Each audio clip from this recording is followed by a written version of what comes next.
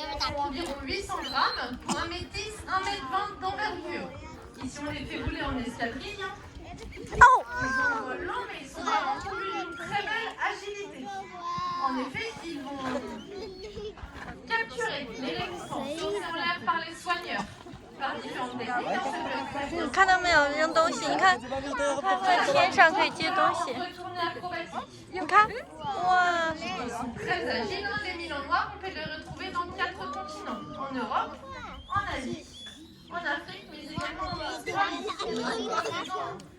dans les 2 Amériques.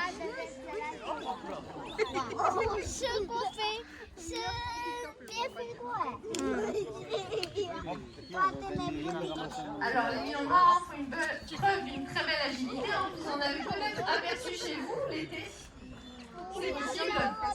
Sachez qu'ils migrent un petit peu plus au sud pour l'hiver, non pas à cause du froid, mais par manque de nourriture.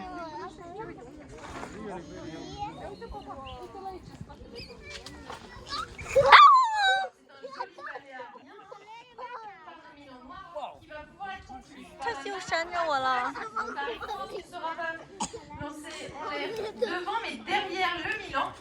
Voilà, avant qu'il capture. Toujours la capture chez les Milans, c'est la particularité, il va capturer la récompense au niveau des pattes et l'amener directement au bec pendant le vol, toujours en souci d'économie. Une dernière. Et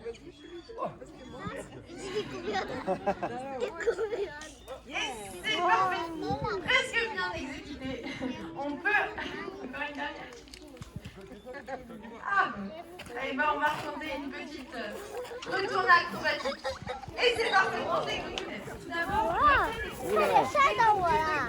effet, lorsqu'ils mettent la tête dans les carcasses, ça leur permet en fait de garder leur plumage totalement intact. Ils ne sont pas souillés, ce qui permet un vol parfait.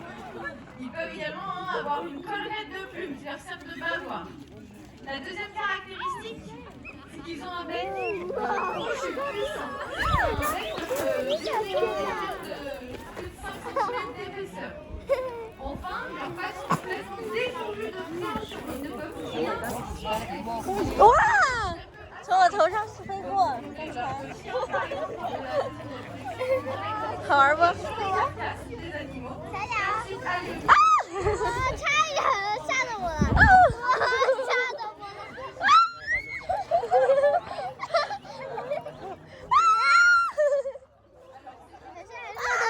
他吓到我了，我害怕。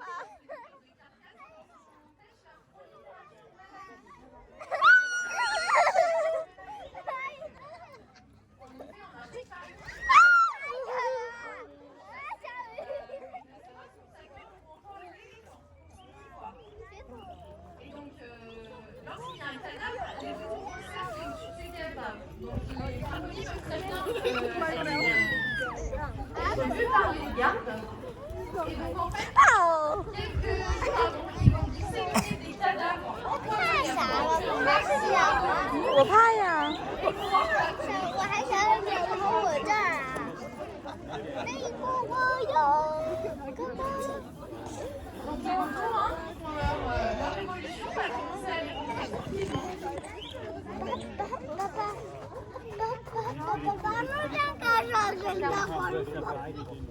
Donc, le vautour fauve fait 哇，好酷！ un rappel.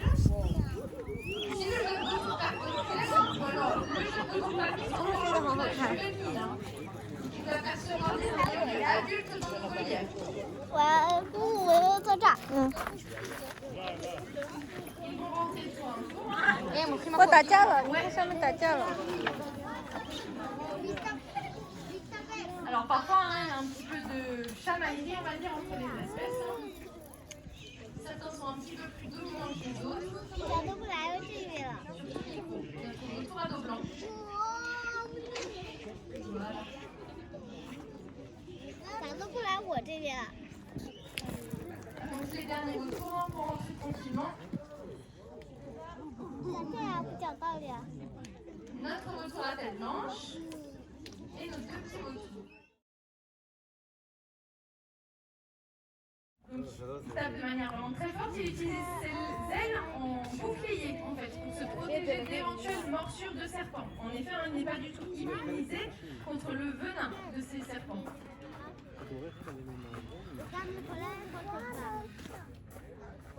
Alors le serpentaire, il sait très bien voler, il peut marcher, mais il sait également courir jusqu'à 20 km/h environ. C'était la danse du serpentaire. À tête blanche. Wow. Donc le pigargue à tête blanche est souvent confondu en fait avec l'aigle royal, mais ils sont bien différents. Le pigargue à tête blanche est un oiseau pêcheur, tandis que l'aigle royal est un oiseau chasseur. Le pigargue à tête blanche est endémique de l'Amérique du Nord, alors que l'aigle royal peut se retrouver en France. Donc ici, on est en présence de l'emblème des États-Unis d'Amérique.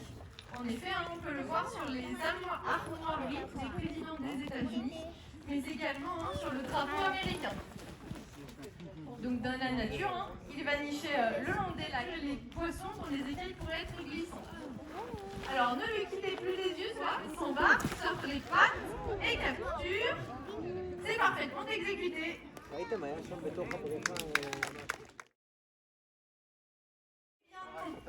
C'est un petit peu l'exception, c'est un hibou. Il est bien pourvu de petites aigrettes, mais elles sont petites et collées sur la tête. Donc voilà, et lui, Edwige, est un hibou.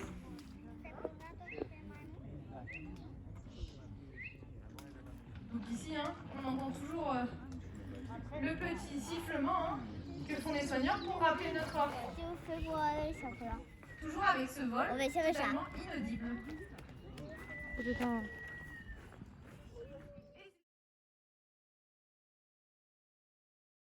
De couleur en fonction de son humeur. On a également un beau troupeau qui va arriver au niveau du mur, que l'on peut très bien retrouver dans la nature, à l'état naturel, en France, dans le sud de la France. On va avoir un jeune vautour palmiste qui vont débusquer les proies, car ils sont plus agiles. Les femelles, plus imposantes, plus grosses, vont les capturer. Le deuxième avantage, d'être plusieurs individus sur En effet, la buse de Harris, lorsqu'il y a des petits au nid, une des buses de Harris va pouvoir rester au nid afin de surveiller les petits lorsque les autres individus sont partis à la chasse. Donc ici, on va mettre des récompenses dans les camps. Le vol est toujours utile et rentable chez un rapace. Notez qu'un rapace va se déplacer seulement pour 3 minutes. Il est toujours dans l'économie d'énergie. Ce sera pour se nourrir, pour protéger son territoire et pour trouver un partenaire. L'oiseau ne va pas partir en vol juste pour le plaisir. C'est vraiment toujours dans l'économie d'énergie. On en fait une dernière là-bas? Donc ici, on est en présence de 2 mâles. Il n'y a aucune visibilité. Le roi jusqu'à 11 mètres. Alors, les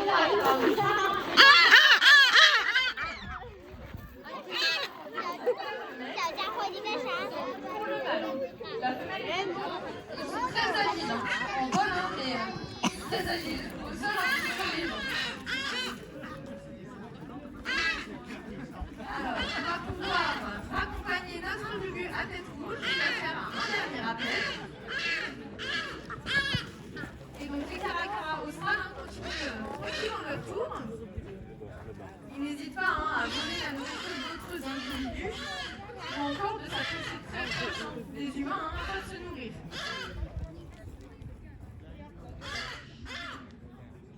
C'était les caracara australes.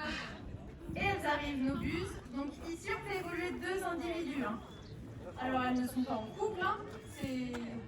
Elles se tolèrent tout à fait. En effet, les buses de Harris vivent généralement en groupe dans la nature, de 5 à 6 individus. Alors, à cela, il y a 2 grands avantages. En effet, pour la chasse, ils vont se diviser en 2. Les mâles. Alors, on va terminer cette présentation. Qui va venir nous rejoindre tranquillement pour nous montrer cette manœuvre.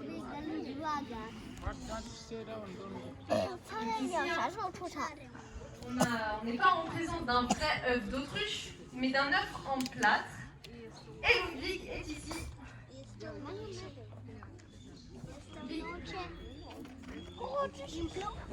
Oh là là， 这个呀， Alors, 就还是他 un。petit peu scruter son environnement. 啊，不，这是给那些刚刚没看过的人看。嗯，那你还 Et 看 vous 吗 allez？ voir, il Ok. prend un œuf et il le lance avec force, précision et conviction.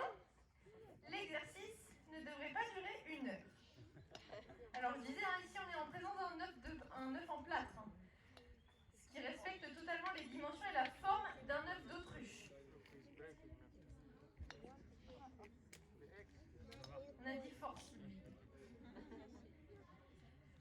Donc là, il va utiliser le caillou, le galet, afin de pouvoir casser l'œuf et se régaler de son contenu. Donc les vautours percnoptères, on peut notamment voir dans le sud de la France. Ici, on a affaire à un jeune individu. Il n'a pas encore son plumage totalement adulte. Vous pouvez apercevoir 2 individus au plumage adulte dans nos volières ou dans la cour du château. Alors, avec force Ludwig. Généralement, les vautours percnoptères ont leur caillou un petit peu fétiche. Il faut qu'il soit assez lourd pour faire assez de dégâts, mais pas trop non plus pour pouvoir le transporter. 这只眼还是不傻了，这不是。人家还会找趁手的石头，你才不傻呢， Il y a des impacts, 没砸中。 mais pas encore de fissures.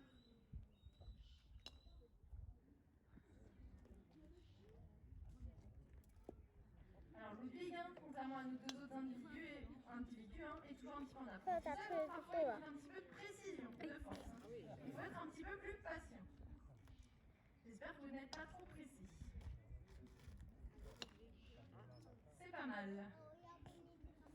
Alors, il y a des impacts, mais pas encore de fissures. Toujours pas. 哦，这次没砸中，砸中 Ça, c'est bien. 看是动了。 Alors, ils ne pourraient pas utiliser directement leur bec pour casser l'œuf. Surtout que dans la nature, c'est vraiment un œuf d'autruche.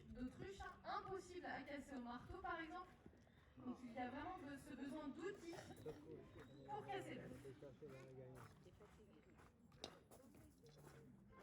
Alors, il persévère, mais on n'a pas encore de fissure. Voilà, ça c'était bien. Et donc, c'est tout. Voilà, encore un petit peu. Je vais l'aider un petit peu.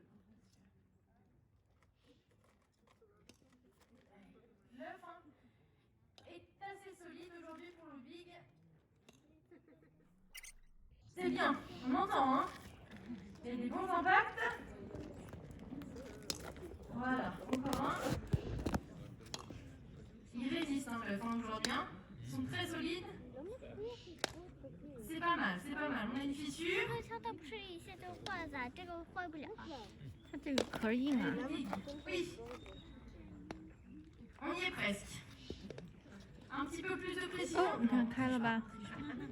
这打开了吧？ Oui, encore. Ah bah voilà, c'est fait. Il a réussi à casser l'œuf.